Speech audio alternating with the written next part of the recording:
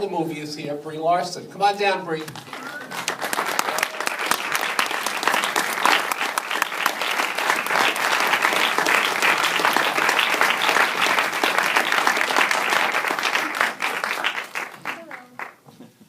Turn it on. A little button. Hi. That's much better. Brie was on our radio show, and she's terrific. Although you have a small bladder. I proved that.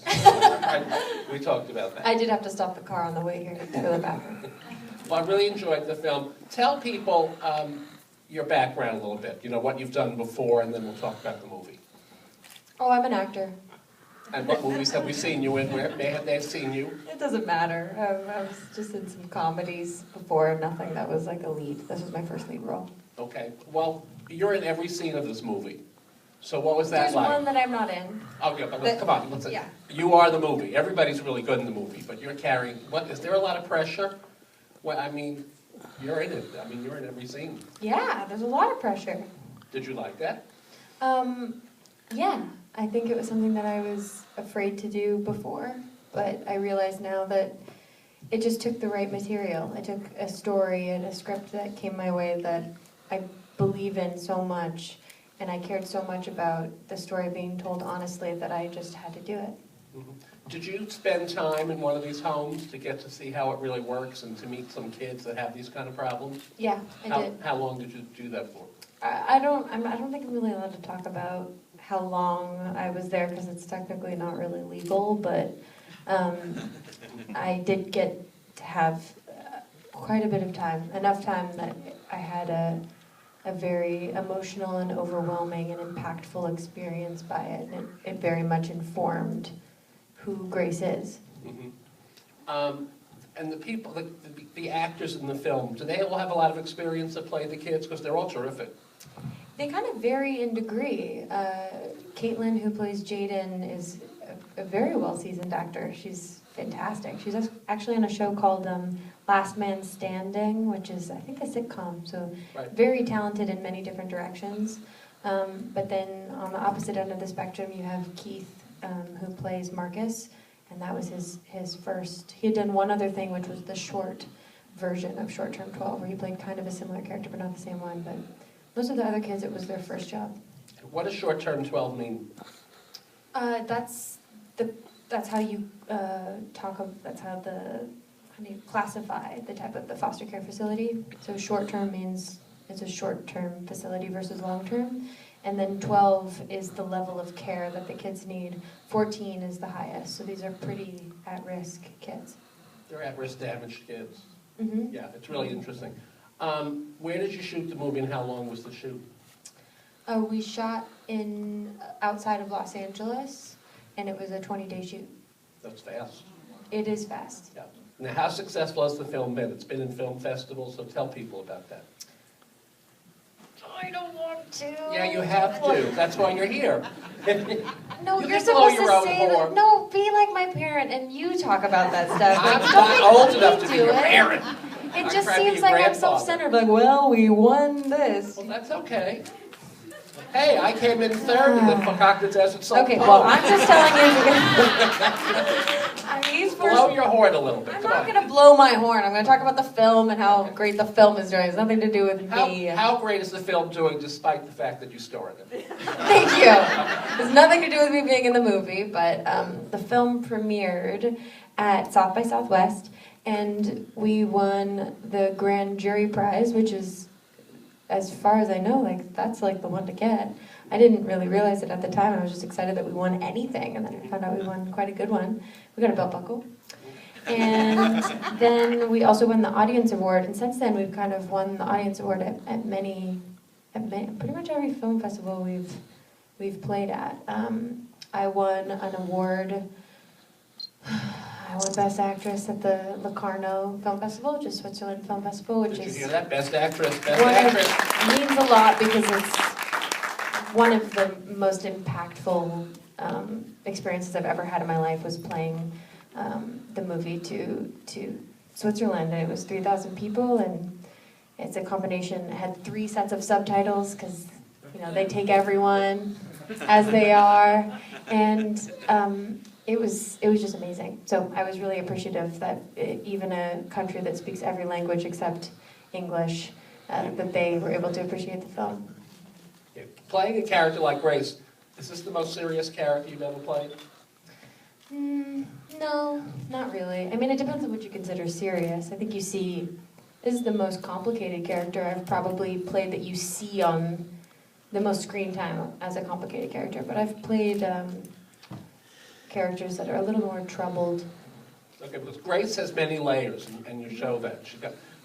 When you're playing a character, when you go home at night after the shoot, does Grace stay with you, or do you throw the character off till the next day's shot? Yeah, you can't. I mean, you can't be Grace all the time. It should be too exhausting. So, and it's really important. It's as I get older too, I realize how you start to think about like, oh, it's kind of fun when you fall into a character and you become the person. You start dressing like the person, and then it hits a point where you're like, well, what happens when I have like kids? You can't just be like, oh, who's mom today? It just doesn't work that way. At some point, you have to like know who you are and be that person too. So you know who you are, Brie. Yeah. I mean, I don't, but I think I do. You're getting there. Does anyone? Do you guys know who you are? Does someone have a question for Brie about the film? Oh, come on. Yes, sir. Tell us a little bit about the writer-director. This guy seems to know what he's doing. What was your experience with him? What did he have to share? This gentleman wants to know, we all want to know, about the writing and the direction, and the writer obviously knew these characters somehow. The writer-director is Destin Daniel Cretton, who's brilliant. This was Grace's job was his first job out of college, and he was a line staff for 2 years.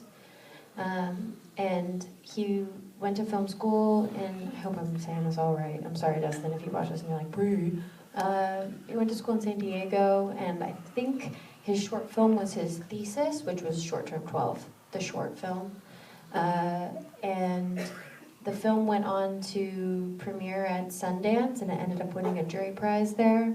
And that's when he started realizing that the themes that he was kind of exploring through this foster care world were more universally understood than he realized, and that we weren't just dealing with, if you care about kids in a foster home, then you care about this. It's more human than that. And from there, he kind of started developing it into a feature. And the main character in the short film is a male. It kind of changed a little bit. Who's the main character, and this is you, female? Yeah, I'm a girl. Yes. Who's got the next question? Yes, sir. Yeah, I work at a local high school, and I work very closely to our version of that home, but you did a great job at the emotional roller coasters that they go through in the kids. How did you get involved with the project? How'd you get involved with the project? This gentleman works with children like this in high school. Oh, yeah. The script was just sent to me, and it just very much stuck out from the very beginning. Within a couple of pages, I just felt like it was the best script I had ever read, and I wanted to be part of it so terribly bad. And I felt completely underqualified because I was nobody. So I didn't think that I had a chance, and especially in the independent film world, I didn't have anything to go with. There's no reason for a bunch of people to put a bunch of money into me because I'm no one. So I did a bunch of research, and I applied to a bunch of volunteer homes. I was filming in Georgia at the time, and so I felt a little helpless, but applied to all of these places to try and work with kids in the area. And then when I met with Destin, I kind of talked to them about it and the things that I had learned, and he was just really excited about the fact that I cared enough about the subject to want to learn about it and really throw myself into it and be part of it and make a difference. And I didn't tell him that I got rejected from every volunteer job that I applied for, but but it didn't matter. It was the fact that I cared, and I still do. I cared about representing those people honestly. And if we're going to tell this story, I wanted them to be able to watch it and feel like it was true. Yeah, Monday morning it's going to be required viewing. I'm going to tell my Oh, that's awesome. Did you have to audition? Or once you met with him, that was it? No, we just did a Skype call. And then he told me very quickly that I got it. I think about 15 or 20 minutes into the Skype call. which it's never been that easy for me to get a job ever. So I was very confused and like tried to act cool, and I don't know if I succeeded in that, and then clicked off, and then just kind of like sat there staring at the screen going like, oh my God, is that true? Yeah, but I still didn't believe it. It took me a little bit to actually go like, oh, I actually did get it. You know, it's very difficult to be an actor, and it's difficult to get a job. It's like trying to win the lottery over and over again, so it seems now that you've seen the surreal. final product, do you have more confidence in yourself? Because you're not a nobody. I think I'm still a nobody. I mean, I'm no different. You're a nobody that's won awards. Yes? Hi, I'm going to toot your horn a little bit. You get a 98, 99% Rotten Tomatoes fresh, which is incredible for any film. And there's a lot of buzz going all around that you might get some nominations when it comes Golden Globe time. So if that happens and you're in that room, who in that room are you going to say, wow, I just can't believe I'm in this room with? Well, okay, should you get nominated for Golden Globe, and there's a good chance you may, who in the room with the Golden Globes you say, besides me, who will you say, I cannot believe I'm in the You're room? going to be there when you sit at my table? Well, I thought it'd be your date. Go ahead. Because once you do our radio show, what did I tell you? Your career's going to skyrocket. You know, I don't know. It's tough for me to think about that because those are dreams. Those aren't real, are they? I don't know. It just seems like a strange thing. Even if that were to happen, which I can't imagine that it would, which I don't know if I'm supposed to say that. Am I supposed to put that stuff in the universe? I'm supposed to say, yeah, that's what's going to happen.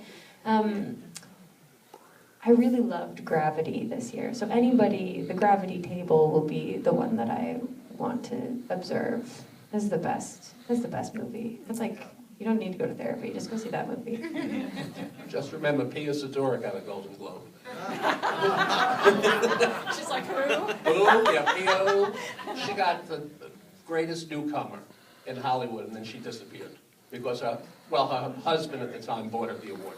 Who's got a question? Meshulam Rickles bought her the award. I gotta get Yes, a sir. husband real quick. Well, if you saw what he looked like, forget it. Go ahead.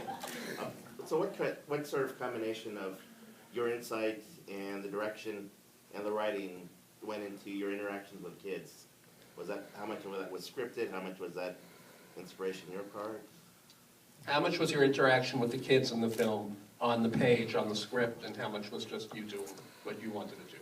The whole thing is completely scripted. There isn't any improv in it, which I think is sometimes hard to believe because it feels so real, especially those are the best kid performances I've ever seen.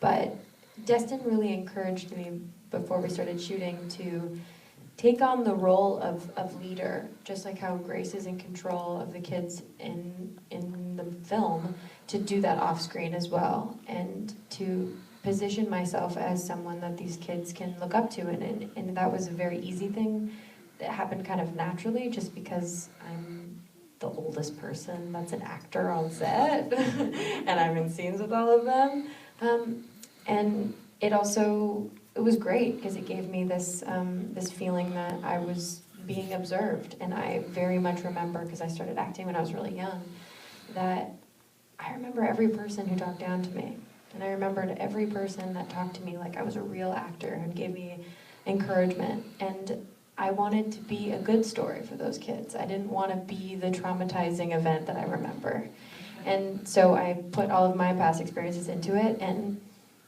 made sure that I was, had my lines prepared and that I could give them everything and talk to them like they were real working actors, which they are. Did you shoot this sequentially? Because it just seemed to me to flow. No, you did it all back and forth. Get everything out of order. Very complicated. That really makes it much harder, doesn't it? Yeah, you have to, I think of it as like leaving to go on an international flight. And you know that the flight's coming, and like I just went to India recently, and you know that once you get to India, you have to just be prepared because there's nothing that's going to be the same or what you want when you get there. So you spend as much time as you can racking your brain and thinking about every possible scenario, preparing as best as possible, but you know when the flight is happening, and then the second you get on that plane, it's done, and you've got what you've got. And it's very similar with a movie. You're shooting weird hours and things are required of you that normally wouldn't. You're not used to, you know, at 2 o'clock on a Tuesday you have to cry because this is the scene when XYZ has happened. It just is madness. But you try and understand the character as best as possible, that there are as few surprises that you're unprepared for as possible. Good. Yes, sir. Tell us what it was like working on the United States of Terror with writers who are able to make a comedy out of multiple personality disorder. That must have been an amazing experience working with Toni Collette and the writers and the rest of that cast. What was that like? And what was the name of the film? It's a show, United States of Terror. Okay, what was it like working on that? It was huge for me because I had just turned 18, I think, or maybe it was 19. But it was like my first real job. And Toni Collette was my hero. She was the person. I was homeschooled, and I would sit at home and finish my schoolwork to try and graduate so that I could work the full 12 hours of an adult. And I would watch her movies, and I was blown away by what a chameleon she was. And to have this opportunity to work so closely with her was a dream come true. And then she ended up being everything that I wanted her to be and more. She was just the most incredible person. So it was a kind of a life-changing experience for me. And things move really quick. You learn how to memorize really fast and trust your instincts and go into it really quick. And there's also new directors every week. And it was the first time that I really had to fight for a character. I had to say, no, you don't know. Like, I spend a lot of time with Kate Gregson, that was the character I played, and I know that she would do it like this. And it was great because I learned how to collaborate with new people constantly, and I learned how to speak up for the things that I believed in and not feel like I was some like puny little kid that just had to do what was told to me. Is there Robin? I love this movie, and your performance blew me away. When you were growing up, was there a moment that you realized for sure that you wanted to be an actor and knew that you could do it? When you were growing up, was there that moment, that big moment, that you decided, I have to be an actor, I can do it? Yes, but I was so young that I don't have much memory of it. I was 6 years old, and I lived in Sacramento with my parents who were chiropractors, and they had a practice together. And my mom was doing the dishes, and I walked up to her and said, Mom, I know what my dharma is. I'm supposed to be an actor. And she was very confused by pretty much every word that I just said. And I was an extremely shy child, so it didn't make much sense. It didn't seem like it was something that I should have been interested in. And my mom was very concerned that I was going to be traumatized by it, but I realized that I was this very strange dichotomy of a person, that I wasn't so comfortable with like one-on-one things, or if a family friend came over for dinner, I'd hide in my room, but put me in front of 100 people and I'll do a tap dance and have a great time. That's weird. You're also a singer and a songwriter, right? Did you start out that you wanted to be an actor that sings, or a singer that can act? I wanted to be in musicals, so I wanted to do it all. So at a young age, I started doing every type of dance and singing and acting lessons and ice skating and drawing lessons and golf and basketball. I just wanted to do everything. I've always just wanted to do everything. And you're doing everything. Yeah, but there's still more stuff I gotta do. Okay. Who else has a question? Come on. Back row. Way back there. What are you working on now? What are you working on now? I am preparing to do a film at the beginning of next year called The Gambler with Mark Wahlberg. Ooh, you like him, huh? Sounds like that's going to be something you might see. It's a great film. I'm really excited we're going to start working on it and talking about it on Monday, so I'm excited. Can you tell us what your role is in the film? Am I supposed to talk about that? Yeah, you can. Yeah. I can? It's just between us folk. All right. So the film is called The Gambler, and it's technically a remake, but it's nothing really like it. And Mark Wahlberg plays this extremely fascinating character who's this incredibly smart, incredibly handsome, and well-off individual. He comes from a family with money, and doesn't care about any of it, and is kind of constantly gambling his life and questioning what life is and why we even care about money in the first place. And so he kind of gets this weird gambling addiction, but it's an addiction to lose. He just wants to lose all of his money and kind of get back to the essence and get rid of everything. But in the process, he kind of loses money that's not his, and so he's got some bookies coming after him. And he also happens to be a teacher, and I play one of his students. And then you'll have to see the movie. Are you his love interest? You'll have to see the movie. Who else has a question? Back row. Back row. Getting back to this movie, thought your acting was fabulous, it was really good. The creators of this movie, did they have any real communication with probation officers and social workers that do this line of work? Did you have probation officers and people that are in this field, counseling you or whatever? Yeah, we had to be kind of hand in hand with certain foster care facilities in particular to allow me to go and shadow at a place. I had to go through certain sort of audition process, I guess, in order to get through, because these kids are have been abused and have been through so much, and it takes a lot for them to feel comfortable and to feel trust, and so we had to make sure that that was going to be a good situation. But we were lucky that people, the kind of higher ups at these facilities, loved the script and appreciated what the film was representing, which was an honest representation, or as honest as we could try and make it.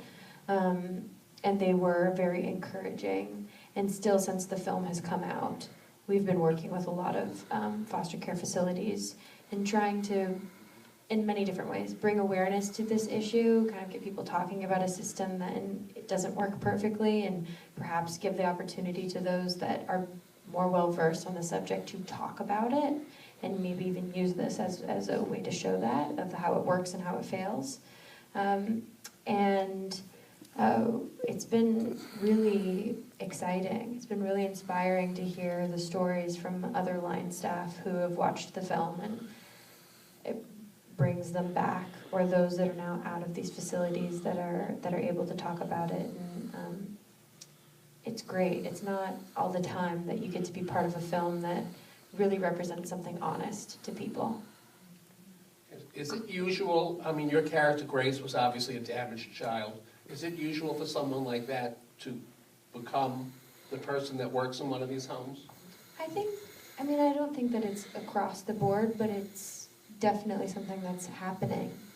It's a really hard job, and on top of it, it does not pay a lot of money. So there has to be a reason why you feel so strongly to fight every day, because it's really hard. Anybody else have a question? Back there, sir. Ma'am, I'm sorry. Can you tell us a little bit about your educational background in studying to be an actress? What's your educational background studying to be an actress? It's just school of life. I don't know. I took acting lessons when I was very young. I took private lessons with a guy in Sacramento. And then I was the youngest person to be accepted into ACT in San Francisco, which is Actors Conservatory Theater, but I'm not sure if I'm still the youngest. I feel like there's probably some genius 3-year-old who got in or something. And then after that, I just didn't really have the money to pay for it. And I would pay for someone to, on certain jobs, if I needed a British accent, if it was something really difficult or a world that I wasn't that sure of, I would pay to do kind of one-on-one classes specifically for certain auditions. And there was one acting coach that I just really adored, named John Homa. And I couldn't go to him very regularly because, like I said, I just didn't have the money for it. And I went to him for something. I think I was quite rusty, but I think he could tell that there was something there.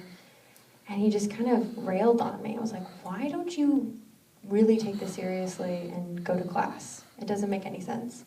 And I just kind of cried to him and said, I can't. My parents can't afford it. I can't afford it. Like, I don't know what to do, but I can't.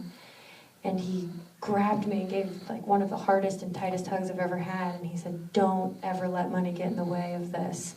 Come and work for me, and in exchange, I'll work with you. And so I started working in his children's class, and I would be his assistant, and I would teach some of them. And it was great because I learned really quickly how to cold read with people. You start reading so many different things that you start to learn the repetition of there's a point to every scene. What's the point? Let's get to it. And then at the end of the class, he would help me with whatever auditions I had, and he helped me with my audition for United States of Terra, and it changed my life. Anybody else? Yes, ma'am. You said that you liked musicals. I was wondering, what, as growing up, what kind of musicals did you like? Did you have a particular star of musicals that you really adored or anything like that? Musicals. What musicals growing up did you like, and what musical stars did you like? Say Barbara Streisand. As a kid, when I was still in Sacramento, it was Les Mis and Cats were my favorite. Les Mis was my favorite. But it's very wrong for a 7-year-old to be singing, you know, Master of the House. There's curse words in that. But I didn't care. I didn't even understand what I was singing. And then as I got older, I fell in love with Thoroughly Modern Millie and Sutton Foster in particular. And I just loved, I loved it. And I loved Wicked, and I can't remember what I've seen. I mean, Sleep No More is now kind of my favorite thing. It was not necessarily a musical, it's something different, but I love live theater. I love musicals. Do you like them better on stage or on film? I like both. I mean, it's like, I like plays and I like movies. I like concerts and I like CDs. It's just, there's something so incredible about watching a play. Like I saw when Maggie Gyllenhaal and Jessica Hecht, they did Three Sisters. And I remember seeing it, it was just like mind-blowing. And I went with my girlfriend, who we both went together, and afterwards we went and got dinner, and we both were crying over, you know, this adaptation, you know, this version of this Chekhov play, and just sobbing about it, and felt so moved. And then I started thinking, God, this has been going on for months now, and I'm sure there's some people that are like, oh, it wasn't good, because they watched it on a different night. Like, there's nobody who knows what I've experienced, because I don't know anybody else who was in the theater with me at that time. And there's something really incredible about that, about knowing that you're seeing something that is happening one time. It's just lightning in a bottle, and then it's gone. It's not recorded, and you'll never see it again. Have you done theater? Uh-huh. As an adult? Yeah, I played Emily in Our Town at the Williamstown Theater Festival. So one day would you like to be on Broadway? Yeah, if they'll have me. Yeah, They'll I have don't think you, that's then. my decision, but yeah, totally. We'll all write a letter. Anybody else? Yes, sir. Yes. After you see your performance, and you see it after it's been all put together, are you critical about your performance? Are you critical about your own performance after you've seen it a few times? Yeah, of course. It takes me a couple of times to really be able to see it. And now I don't, to be honest, I've watched the movie so many times, I love it, but I don't see myself in it at all. I don't even recognize that face. But it took me a couple of times, and it was a strange experience for people to feel so moved by a performance that you're kind of going like, I don't know why people think it's good. I don't think it's that good. Is it hard at first to watch yourself? Yeah, it's horrible. I mean, it's really horrible. You just like, I mean, my first thought when I watched Return 12 was like, that's what I look like? That's not what I look like. And then I was like, that's the back of my head? That's not what the back of my head looks like. That was the thing that was fascinating, is I felt like I had this weird luxury that most humans never get, which I got to see what I look like when I'm sleeping. I got to see what I look like when I'm like running from the back of my head. I've never seen that before. You're a fast runner. You outrun the man. I'm pretty good. Every time. It's pretty good. Anybody else? When we leave here tonight, we all enjoyed the movie. Is there one, if somebody calls me tonight and they say, what was short term, what did you get out of it? What do I tell them? What do you want people to go away with? For you to say. I mean, I think that the most incredible part of this movie is I think everybody kind of has a different feeling or interpretation as to what the movie means to them, and I encourage you to really explore why the movie moved you tonight if it did. But the thing that I've found as I've been taking this movie and have had the pleasure of taking it to even the other side of the world is that we all just kind of shared an experience together, and I think the movie is a testament to, you know, we try, our parents really try. Some of our parents tried harder than others, but and sometimes before we're ready, we become adults, and then it's all of our jobs as a community of human beings to really love and encourage and talk to each other and try and put our best foot forward with everyone. And I hope you feel at least a little bit connected to these people and remember that we're all human and we're figuring some stuff out. And yeah, I encourage you to love one another. That's all. That's great. Going from this movie, an independent movie, and now you're going to start work on The Gambler and Mark Wahlberg, I'm sure it's a much bigger budget. Do you prepare differently? Is it going to be a whole different experience? No, I still just prepare way too much. Just over prepare. I just love it. I mean, I really love my job and I love people, and I'm fascinated by when I'm given a task. Once I'm given a task of a character that I'm interested in, You jump in. and I see it everywhere. You know, I see it in the clouds and I see it in the person that's waiting in line in front of me at the grocery store. Everything around me starts to feel like signs, and I piece it all together. And I don't take jobs unless I'm incredibly inspired by them, and it's a story that I feel is important for people to watch. Yeah, so it doesn't change. Does it annoy you if you work with somebody that's not prepared? Because there are people that don't prepare the way you do. Yeah, but it goes with it. You know, it's only frustrating if you feel like it's affecting your performance, but there's always a way to fix it and to go around it. And you just go, I don't want to do that when I'm in charge.